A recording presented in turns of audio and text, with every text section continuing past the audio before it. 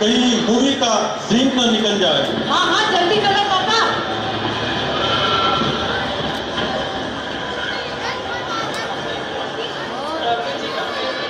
अरे मेरा श्रृंगार नहीं चल रहा है। ममता जरा अपना लाइटर तो देना।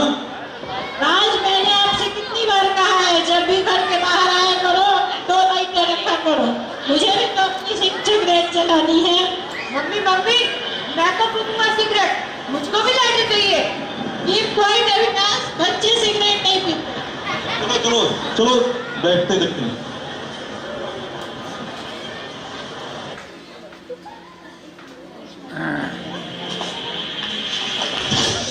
हेलो अविनाश, मेरा नाम कलयुग है। Welcome to my world. क्या तुम जानते हो अविनाश, यह बूढ़ा आदमी कौन है? यह मेरे पिता हैं, जो बिल्कुल बेकार हैं। और ये मैं हूं अविनाश। मैं अमीर हूं, सुंदर हूं, प्रसिद्ध हूं, कामयाब हूं। क्या तुम मेरी तरह नहीं बनना चाहोगे? बोलो अविनाश बोलो। अब मैं तुम्हें अपनी कामयाबी का राज बताता हूं। यह पैसा है अविनाश, पैसा। पैसा ही मेरी कामयाबी का राज है। पैसे से तुम बंगला, गाड़ी, जीप के चस्के के लिए मांसाहार करना, ये सब कर सकते हो अपने भोग के लिए। तुम्हें सिर्फ पैसा चाहिए अविनाश, और दुनिया तुम्हारी मुट्ठी में होगी। तुम्हारी सारी इच्छाएं पूरी होंगी। क्या तुम्हें जिंदगी में ये नहीं चाहिए? और अगर तुम गधे की तरह काम करते हो, थक जाओ, तो हमारे पास तुम्हारे लिए दारू है, सुट्टा मारने के लिए बीड़ी है। हमारे पास तुम्हारे लिए एक अलग ही दुनिया है। हमारे पास तुम्हारे लिए अलग अलग गर्लफ्रेंड है। आसान तरीके हैं पैसा कमाने के लिए। मारो, काटो, चोरी करो, कुछ भी करो अविनाश, कुछ भी करो। भूल जाओ इस दुनिया को, अपने घर वालों को, शास्त्रों को, संस्कारों को। You must enjoy Avinash, you must enjoy. क्या तुम मेरे साथ नहीं आना चाहोगे?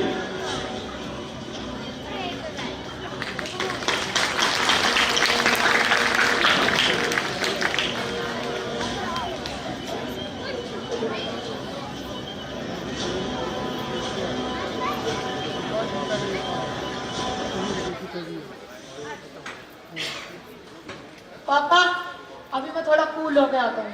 चलो हम लोग भी फ्रेश होकर आते हैं। चलो।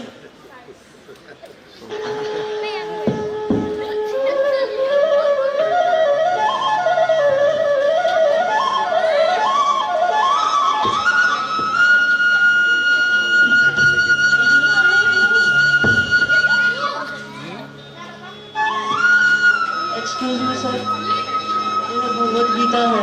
हाँ तो मैं क्या करूँ? यह मानव समाज के चरित्र को बनाए रखने के लिए अति आवश्यक है। इसमें मेरा क्या फायदा? यह आपको अनेकों नारकीय परिस्थितियों से बचा सकती है। कृपया इसे ग्रहण करें। अरे आप लोग यहाँ भी पहुँच गए। मेरे पास अभी बिल्कुल समय नहीं है, मैं भी बहुत बिजी हूँ। अच्छा चलता हूँ।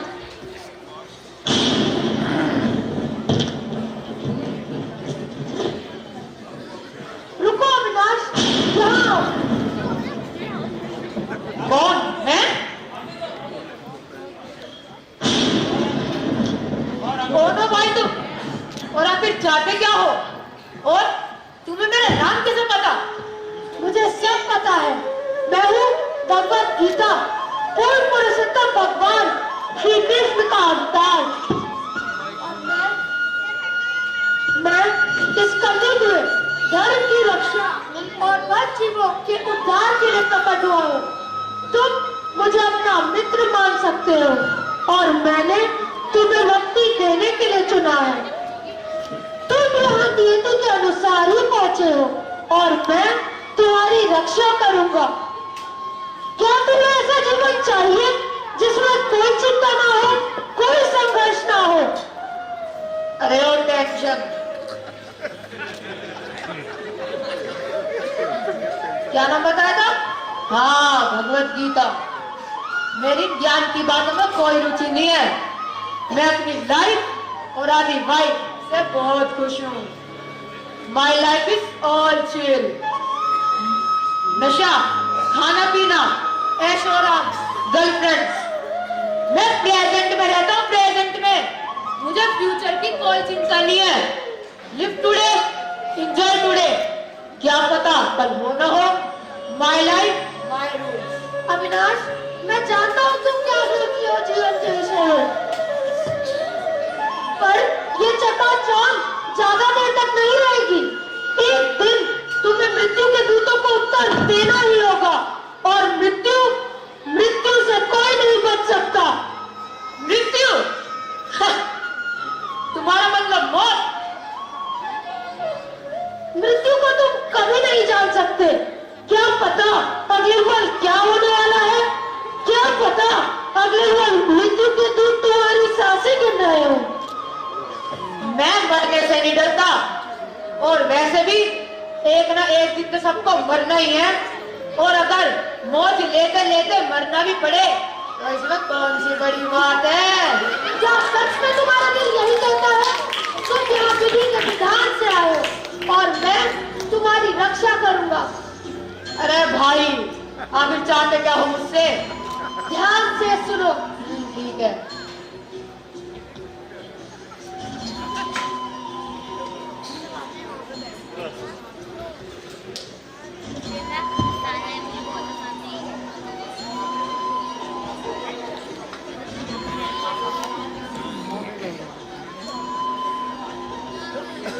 प्राचीन समय की बात है। अजामिल नाम का एक ब्राह्मण था, और उसने सारे वैदिक ग्रंथों का अध्ययन भी किया था। वह अच्छे चरित्र और अच्छे गुणों का आधार था। वह मन तथा इंद्रियों को वश में रखता ही वह सदा सत्य बोलता था। वह वैदिक मंत्रों का उच्चारण करना जानता था, तथा वह शिष्ट भी था। वह सभी जीवों के प्रति उपकार करने वाला तथा शुद्ध था। एक दिन अजामिल अपने पिता के आदेश का पालन करते हुए जंगल में फल फूल तथा खास तरह की घासें लाने गया। वहां उसे एक अत्यंत कामुक शूद्र मिला, जो निर्लज होकर एक वैश्या का आलिंगन कर रहा था। तुम मेरे आंखों के सामने से फिर उछल रहे हो। बड़ी शरारती हो। मैं यहाँ ढूंढो मुझे। यहाँ हो? आखिरकार तुम मुझे ही ले गए। प्रीतम, आना तो क्या कर रहे हो? रात तो बहुत दूर है, मैं इतनी प्रतीक्षा नहीं कर सकता। तुम मेरे घर चलो, वहां तुम्हें कोई परेशानी नहीं होगी। यदि कोई देखेगा तो? अरे कोई नहीं देखेगा, वहां सिर्फ मैं और तुम और मैं।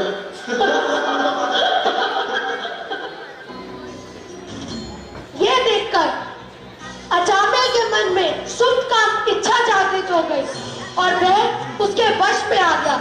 उसने अपने ज्ञान तथा बुद्धि के बल पर अपनी काम इच्छाओं को वश में करने का प्रयास किया, किंतु अपने हृदय के भीतर कामदेव का वेग होने के कारण वह अपने मन को साध न सका, और सम्मोहित हो उसके वश में आ गया। जिस प्रकार सूर्य तथा चंद्रमा शूद्र ग्रह द्वारा ग्रसित हो जाते हैं, उसी प्रकार उस ब्राह्मण ने अपना सारा उत्तम ज्ञान खो दिया, और इस स्थिति का लाभ उठाकर वह सदा उस वैश्या के बारे में सोचता रहा। और कुछ समय बाद उसने उसे अपने घर पर नौकरानी बनाकर रख लिया। उस ब्राह्मण ने अपने सारे अनुष्ठानों का त्याग कर दिया। अतः शिकार हुआ ब्राह्मण वैश्या की संगति के कारण पाप कर्म करने लगा। उसने अपनी उस अति सुंदर पत्नी तक का त्याग कर दिया। यद्यपि वह ब्राह्मण कुल से था, किंतु वैश्या की संगति के कारण वह बुद्धि से बहीन होकर जैसे तैसे धन कमाया, चाहे वह उचित रीति से हो या अनुचित, और उसे अपने पुत्र तथा पुत्रियों के भरण पोषण में लगाया। अजामिल के 10 पुत्र थे, जिनमें से सबसे छोटे बेटे का नाम नारायण था। क्योंकि वह सबसे छोटा बेटा था, तो स्वाभाविक है कि वह माता पिता का लाडला था। जब भी अजामिल कुछ खाता तो नारायण पुकारता और जब कुछ पीता तो पीने के लिए। उसकी देख रेख और उसका नाम पुकारने में सदा लगा रहता, पर वह यह न समझ पाया कि उसका समय समाप्त हो चुका है और मृत्यु उसके सर पर है।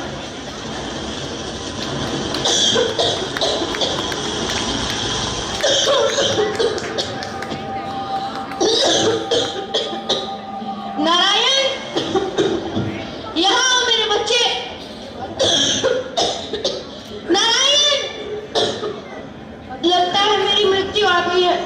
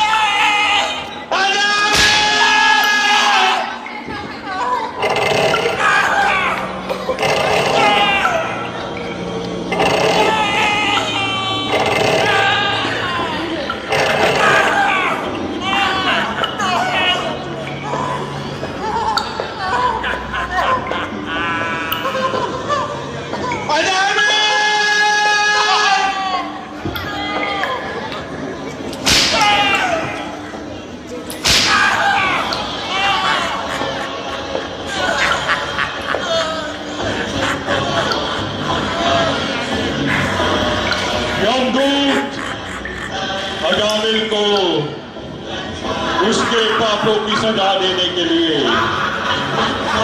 आ चुके थे, पर अजामिल अपने पूरे जीवन काल में ये कभी नहीं समझ पाया कि ये जिंदगी एक किराए का घर है और उसे एक दिन इसको छोड़कर जाना पड़ेगा।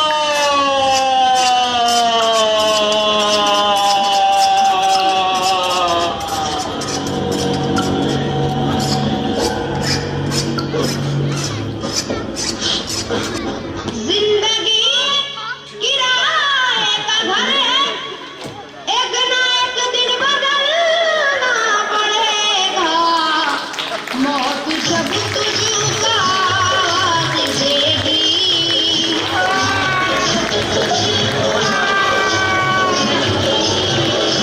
मौत जब तुझको आवाज़ देगी, घर से बाहर निकलना पड़ेगा।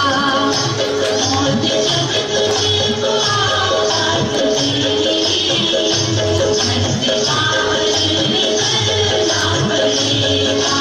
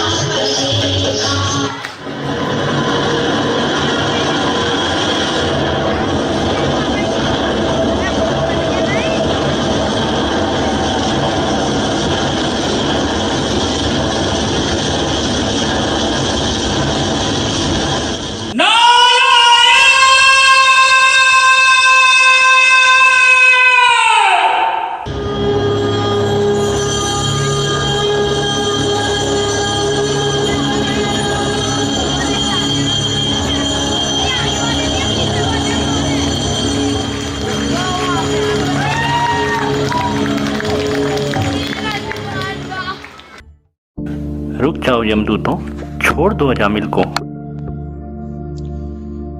तुम केवल पापी लोगों को ही दंडित कर सकते हो। अजामिल निर्दोष है, तुम इसे बंदी नहीं बना सकते। क्षमा करें मान्यवर, परंतु आप लोग कौन हैं जो यमराज के आदेश पालन में बाधक बन रहे हैं? हम भगवान विष्णु के आज्ञावाहक सेवक विष्णुदूत हैं। इसने अभी अभी न, र, य तथा ण इन 4 अक्षरों का उच्चारण किया है। अब यह भौतिक गुणों के दूषित प्रभाव से मुक्त हो चुका है। परंतु इस पापी अजामिल ने एक वेश्या के साथ संग किया, मांसाहार किया, नशा किया और धन कमाने के लिए इसने जुआ खेला और हत्या की। इसने अपने पाप कर्मों का कोई भी प्रायश्चित नहीं किया है। बिना क्षमा मांगे, बिना प्रायश्चित किए कोई कैसे पाप के फल से बच सकता है? इसके पाप कर्मों की सजा देने के लिए ही हम इसे यमराज के पास ले जा रहे हैं। और वहाँ इसके पाप कर्मों के अनुसार इसे दंड देकर शुद्ध बनाया जाएगा। भगवान हरि या नारायण नाम का उच्चारण करने वाला मनुष्य पूर्ण रूप से निष्पाप और अदंडनीय है। तुम्हारे यमराज धर्म और ज्ञान के महाजन हैं। वो इस श्रद्धालु और आत्मसमर्पण करने वाले अजामिल को किस प्रकार दंड दे सकते हैं? हमने सुना है कि हमारे पाप कर्मों के साक्षी सूर्य, चंद्रमा, अग्नि, आकाश, वायु, देवतागण, संध्या, रात, दिन, दिशाएं और स्वयं परमात्मा है। इस पापी अजामिल ने इन सभी साक्षियों के सामने अनगिनत घृणित पाप कर्म किए हैं। फिर भी आप कैसे कह सकते हैं कि अजामिल निर्दोष है? जिस प्रकार अग्नि सूखी घास को जलाकर भस्म कर देती है, उसी प्रकार जाने अनजाने में लिया गया भगवान का पवित्र नाम करोड़ों जन्मों के पाप कर्मों के फल को भस्म करके जीव को पुण्य आत्मा बना देता है। अजामिल ने मृत्यु के भय से अपने बेटे नारायण का नाम पुकारा था, परंतु भगवान इतने दयालु और कृपानिधान हैं कि नारायण के इस नाम को अपना नाम समझकर आप जैसे भयानक और डरावने दिखने वाले यमदूतों से इसकी रक्षा करने के लिए हमें भेज दिया। अब यह पूर्ण पवित्र है और मोक्ष का पात्र है।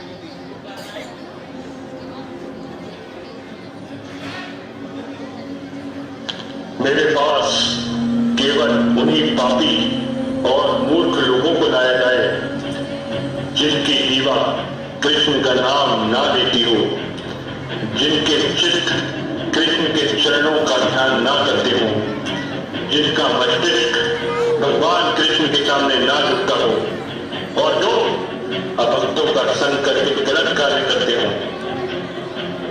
जो मनुष्य भगवान का भक्त है, जो निरंतर भगवान के नाम का जप करता है, भगवान के नाम के प्रचार में सहयोग करता है, हे यमदूतों, तुम ऐसे शुद्ध भक्तों से दूर रहना, उनको कभी कष्ट मत पहुंचाना।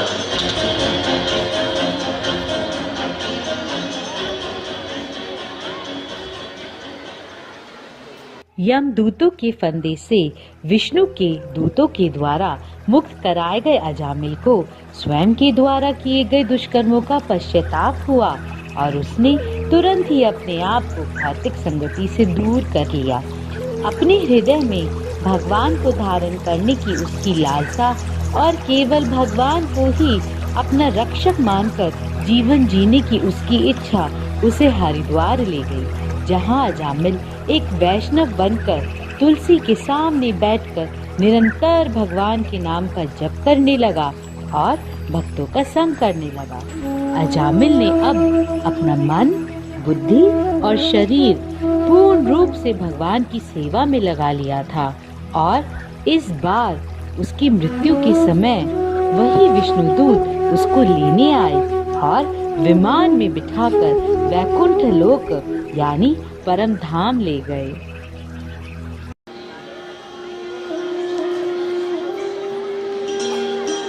अविनाश, अविनाश, ये अजामिल कोई और नहीं, ये अजामिल हम सब है। प्लीज प्लीज मुझे माफ कर दो। मैंने अपनी पूरी जिंदगी पाप और कर्म में निकाल दी और मैंने तो कोई आध्यात्मिक कार्य भी नहीं करा। अपनी इच्छा को पूरा करने के लिए न जाने मैंने क्या क्या पाप कर्म करे, जैसे मांसाहार, मदिरापान, जुआ, अवैध संबंध और भी न जाने क्या क्या। और मेरे पास तो कोई स्पिरिचुअल क्रेडिट भी नहीं है। क्या तुम मुझे मरने से नहीं बचा सकते? मैं अपनी जिंदगी से बहुत परेशान फील कर रहा हूँ। ओ भगवत गीता, सुन रहे हो? मुझे उस अजामिल की मौत नहीं मरना और मुझे उन जालिमों का सामना भी नहीं करना। अब तुम मुझे ये बताओ जिसके लिए तुम अंतरित हुए हो। अविनाश, अब से आगे से तुम धर्म के 4 तत्वों का पालन करो। जब मनुष्य भगवान को भूलकर स्वतंत्र होकर भोग करने का प्रयास करता है, तब वह अनेक दुखों और क्लेशों से पीड़ित हो जाता है। इन दुखों से मुक्त होने के लिए उसे धर्म के 4 स्तंभों का पालन करना चाहिए और वह 4 स्तंभ है दया, तपस्या, सत्यम और शौचम। इन 4 स्तंभों को बनाए रखने के लिए उसे 4 नियमों का भी पालन करना चाहिए और वह 4 नियम है मांसाहार न करना, शराब न पीना, जुआ न खेलना और अवैध संग न करना। जब कोई मांसाहार करता है तो उसके हृदय के भीतर दया की भावना केवल पशुओं के प्रति ही नहीं परंतु अन्य मानवों के प्रति भी नष्ट हो जाती है। जुआ और मदिरा और मद्यपान दोनों ही मनुष्य को अंधा बना देते हैं और वह इन गिरी हुई क्रियाओं का शिकार हो जाता है। गर्भपात ये तो मनुष्य की गैर जिम्मेदारी का सबसे भयानक परिणाम है। इसका कारण है मनुष्य की अनियंत्रित इंद्रियां। तो तुम अब से सारे पाप कर्म छोड़ दोगे, जैसे मांसाहार, शराब पीना, जुआ खेलना और अवैध संबंध, और भगवान के पवित्र नाम का जप करोगे। हरे कृष्ण महामंत्र इस कलयुग में मोक्ष पाने का एकमात्र उपाय है। मैं तुम्हें ये पूरा मंत्र देता हूँ। हरे कृष्णा कृष्णा कृष्णा हरे हरे, हरे राम राम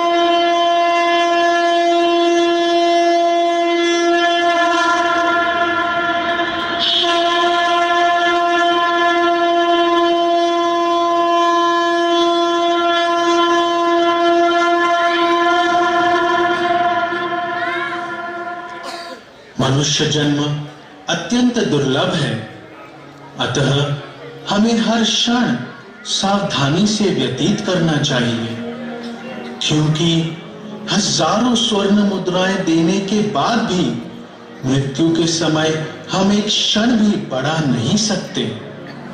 अपना पूरा जीवन इंसान सुख की खोज में व्यतीत कर देता है।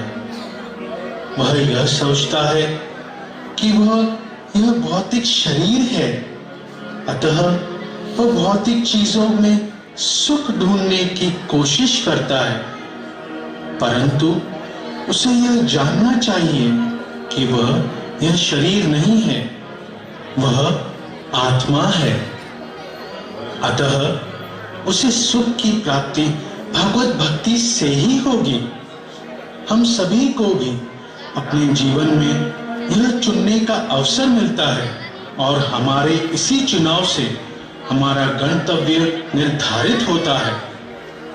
तो आप ही चुनिए